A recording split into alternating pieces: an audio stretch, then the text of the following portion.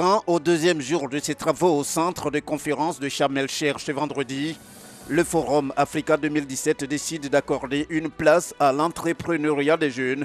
C'est un mérite que le sommet Union africaine-Union européenne tenu récemment à Abidjan a d'avoir fait école à travers son thème.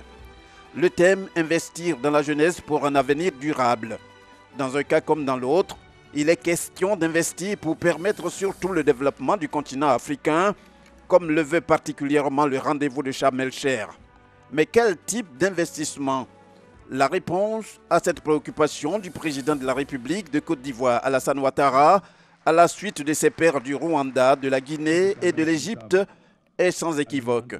Nous devons absolument cibler les investissements dans les domaines tels que la sécurité, l'industrie, les nouvelles technologies et surtout le développement des infrastructures. Cela comprend également les projets sociaux et dans chacun de nos pays, ainsi que les grands projets sous-régionaux dans le secteur du transport et de l'énergie pour favoriser l'intégration régionale.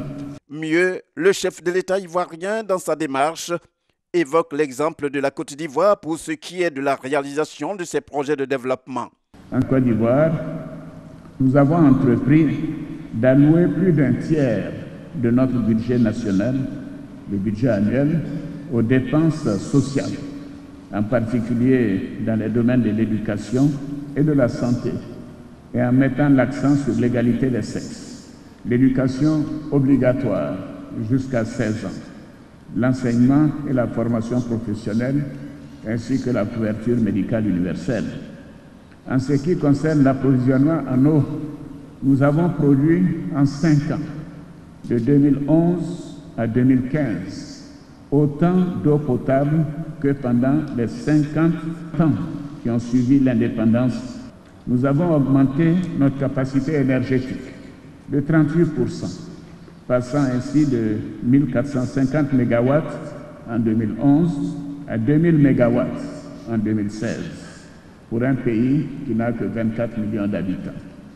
Aujourd'hui, nous exportons de l'électricité vers 7 pays de la sous-région. Notre objectif est de devenir la plaque tournante énergétique de notre région et de doubler la capacité à 4000 MW d'ici 2020. Pour le président Alassane Ouattara, la Côte d'Ivoire, dans ses efforts, entend partager. Autrement dit, donner, mais non sans recevoir des autres. D'où son invitation aux investisseurs à prendre la destination du territoire ivoirien en vue d'un partenariat où tout le monde gagne. Je voudrais vous inviter à vous joindre à nous dans la construction d'un avenir durable en Afrique. Et à cet égard, je vous encourage à investir en Côte d'Ivoire.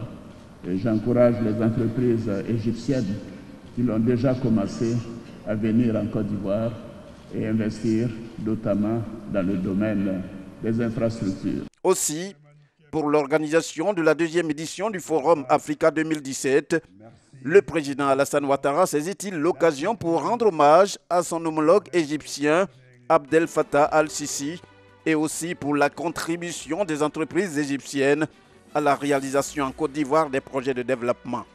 Tout cela à mettre au compte du renforcement des relations voulues par les deux pays.